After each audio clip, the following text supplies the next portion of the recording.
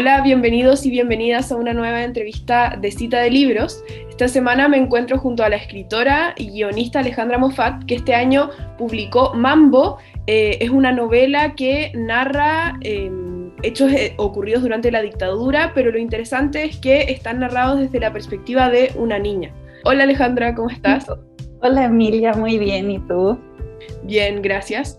Este libro lo publicó con la editorial Montacerdo, que es una editorial chilena, y quería preguntarte cómo surge este proyecto, en qué momento quisiste tú escribir este libro y por qué. Mira, surge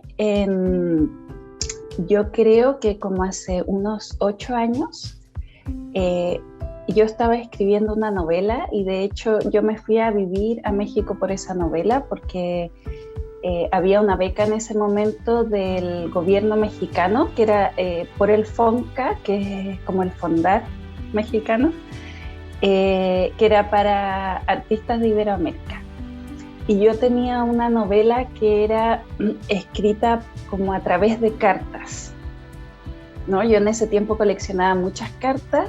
Tengo muchas cartas coleccionadas, maletas llenas de cartas, porque, no sé, me encantaba leer cartas. Entonces iba como a los libros usados y buscaba así entre medio de los libros. Habían personas que ya conocían mi fascinación, entonces me regalaban como, estas son las cartas entre mi abuela y mi abuela. Y empecé a escribir como una especie de novela epistolar. Y la verdad, yo intencionalmente no quería escribir Mambo. O sea, yo no lo pensé así, no lo estructuré como Mambo. Por eso tal vez también me demoré muchos años. Como que yo pensaba que estas cartas alguien las encontraba en un hotel y empezaba a escribir y trataba de descubrir quién era este personaje, y era como el personaje de la novela, pero ya adulto. Y en el proceso de escritura, que duró bastantes años, me fui dando cuenta que en realidad a mí lo que me interesaba era trabajar con la infancia. O sea, era como trabajar con recuerdos no ya, o sea, sí procesados por una adulta, porque obviamente yo ya soy adulta y no podía retroceder en una máquina del tiempo, pero quería ir como pensando en la infancia en dictadura, porque yo creo que para todos fue un periodo como súper determinante en nuestra vida, porque determinó cómo nos relacionábamos en la escuela, cómo aprendimos a relacionarnos con la autoridad, cómo aprendimos a relacionarnos con el lenguaje, lo que se podía decir, lo que no. Cómo aprendimos que se relacionaban las familias, como esta división de izquierda a derecha, de lo que era posible decir en ciertos cumpleaños, lo que era tabú en otros cumpleaños, ¿no? Y todo eso me empezó como a, no sé, como que decía, me era súper importante escribirlo, pero es una novela que igual me costó mucho escribir.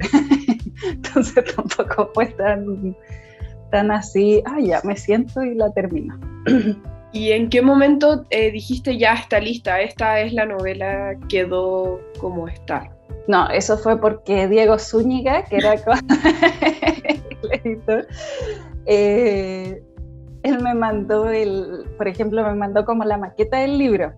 ¿Ya? Y yo le decía, Diego, mira, yo soy muy obsesiva, entonces le decía como, Diego, mira, yo creo que hay que sacar esta palabra, o puede ser no sé qué, y Diego me dice, perfecto, Ale, lo podemos cambiar, pero yo creo que llegó la hora de que sueltes la novela.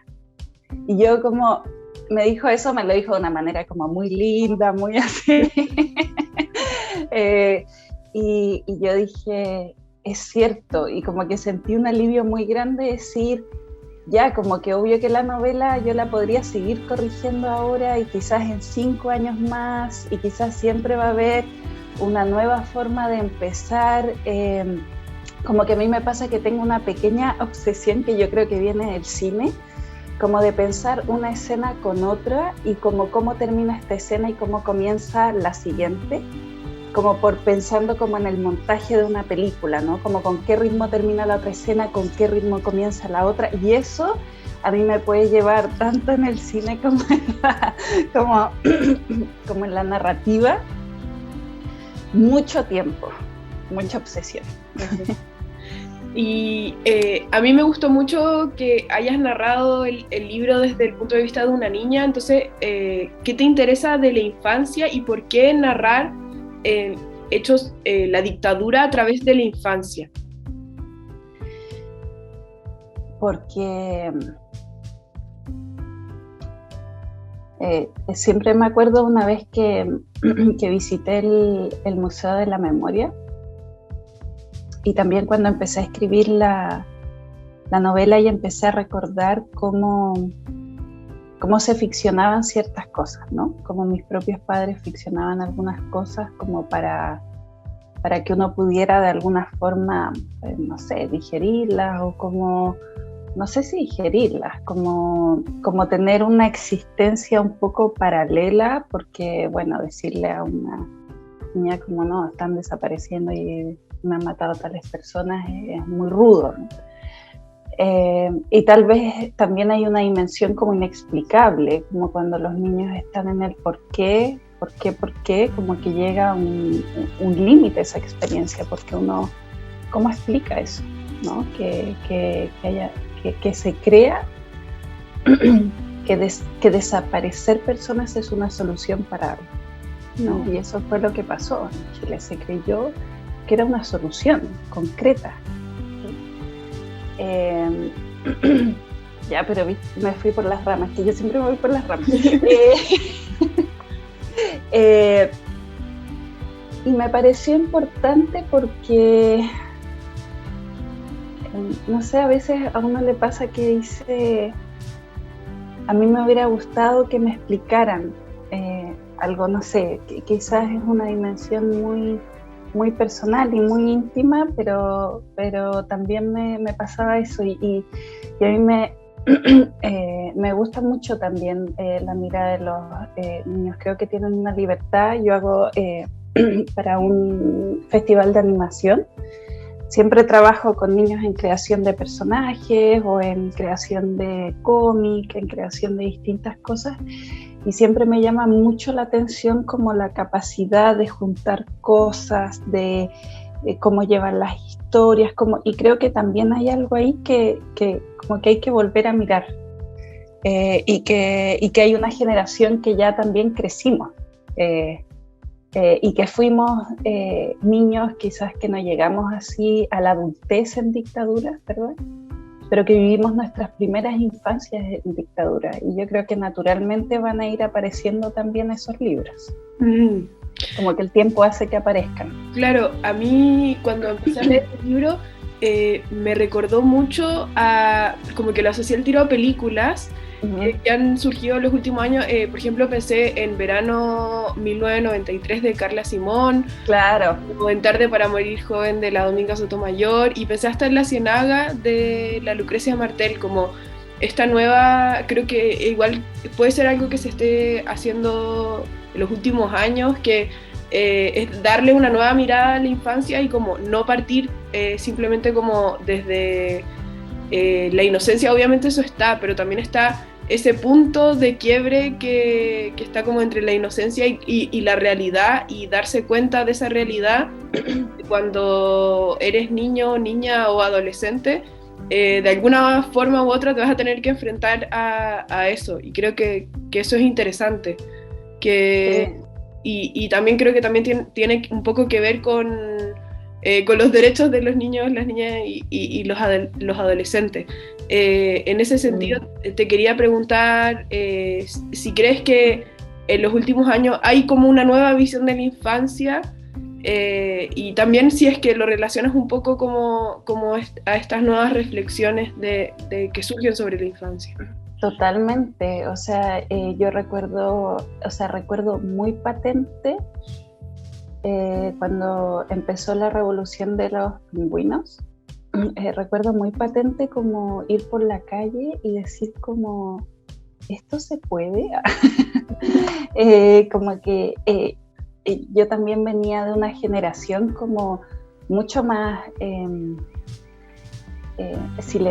no sé, yo siento, no sé, me cuesta hablar como por una generación, porque uno al final siempre comete como lugares comunes o clichés, ¿no? Pero yo me sentía como mucho más tímida respecto a oponerme a una autoridad, porque a mí de verdad me daba miedo, o sea, me daba tanto miedo que me congelaba, ¿sí? Porque me daba miedo la dimensión de oscuridad de la autoridad en Chile, que obviamente todavía me da miedo, pero me inmovilizaba. Entonces yo recuerdo cuando vi la Revolución Pingüina y para mí fue como, sí, se puede, o sea, como que es como si se contagiara la valentía y se contagiara el poder expresar las cosas. Y yo creo que eso fue súper importante para la escritura de Mambo. Después, obviamente,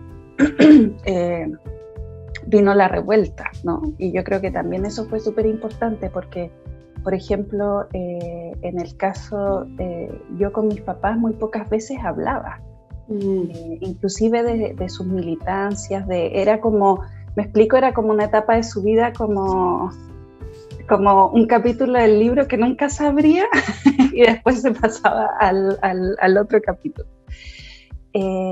Y también en esos momentos se abrieron conversaciones que yo nunca pensé que se iban a abrir. Pero eso todo fue hecho por personas jóvenes, ¿sí? Por escolares que salieron y que uno veía hablar y decía, oye, yo también quiero conversar, o yo también quiero dialogar, y me interesa escuchar su opinión, y ya no es como la adolescencia es no sé qué, como que ya deja de ser, y como que empieza a tener un valor la persona y la mirada de esa persona. Como, ¿qué piensas tú que ya no pasaste por la experiencia que yo pasé? ¿Y qué piensas tú respecto a nuestra historia de país? Y eso creo que fue como demasiado valioso. Y yo creo que sí se ven de forma distinta. O sea, incluso uno lo ve a veces, ¿no? entre los amigos como son tratados los niños ahora. Obviamente no en todas las condiciones, porque hay condiciones muy precarias de la infancia, ¿verdad? Y que no tienen que ver solo como con culpa del carácter de la madre, sino como con un sistema que hace posible esa precariedad. Pero incluso si uno lo ve desde el punto de vista de la literatura, de las películas que se hacen, no sé, incluso de 31 minutos, si uno lo piensa en Chile, no sé, como distintas cosas que uno dice, es súper distinto pensar cachureos de 31 minutos, ¿no? En cómo integra la infancia, como que el tío Marcelo no es lo mismo que Bodoque. Claro. Sí. Bueno, otra pregunta que quería hacerte es que tú trabajas en cine, trabajaste en la Casa Lobo, ahora en 1976 con la Manuela Martelli. Entonces, ¿qué importancia tiene el cine para ti al momento de escribir narrativa? ¿Y por qué decidiste escribir Mambo como una novela? ¿Por qué crees que tenía que ser una novela y no, por ejemplo, un guión, un largometraje o un cortometraje, etcétera? Sí. Yo creo que tiene mucho que ver el cine y la narrativa, porque yo amo las imágenes. Como que las amo. Si yo pudiera ser fotógrafa, sería fotógrafa también. Pero no sé. No sé, de fotografía así como técnicamente, ¿no? Pero hay algo en las imágenes que me conmueve mucho, como pensar en la disposición de la escena, del movimiento, conocer al personaje a través de las acciones, como algo que se hace visible, pero también la capa invisible de ese personaje que de alguna forma igual le va a llegar al espectador a través de ciertas como cosas entre la escena 1 y la 3 que quizás que quizás muestran una contradicción del personaje, pero que el personaje no la nombra. O sea, me fascina escribir guiones, ¿no? Y creo que hay algo con las imágenes que igual en la narrativa está inevitable, como que casi naturalmente. Pero a mí me importaba escribir Mambo porque yo quería meterme como en la cabeza de Anaconda. Y yo quería que Ana se transformara en Anaconda y empezara como este despliegue entre fantasía, entre lo crudo, entre lo que queda como en la semisombra, y en el guión como meterse en la cabeza del personaje. Yo siento que tiene un límite, porque también la imagen tiene un límite. ¿Y cómo se pueden identificar esos límites? ¿Cuándo? ¿Cómo son esos límites? Porque, por ejemplo, cuando uno está pensando en una película y dice como quiero que el espectador, no sé, piense cómo está pensando el personaje, ¿no? Uno siempre lo tiene que pensar como ya, cómo muestro el punto de vista de este personaje en esta escena. Pero eso tiene que ver cómo actúa ese personaje y cómo su actuación y cómo sus acciones me van develando cosas, ¿verdad? Pero todo tiene que ver con la imagen. Obviamente hay películas que tienen voces en off y que uno puede escuchar como la conciencia de ese personaje. Pero en Mambo para mí era distinto porque me permitía más libertad respecto a eso.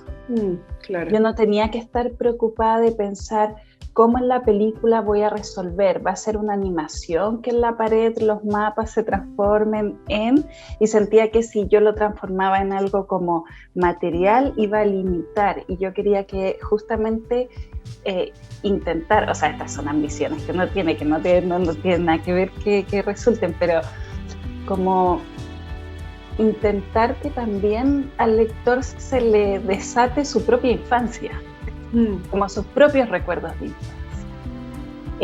Y también me parece muy lindo, a diferencia de una película, que obviamente una película uno la puede ver en 10 días, ¿no? Pero es como raro, pero como que yo sentía que era bonito que Anaconda como que acompañara a alguien en su viaje en micro, acompañara a alguien, no sé, quizás me empecé a imaginar una animación de Anaconda.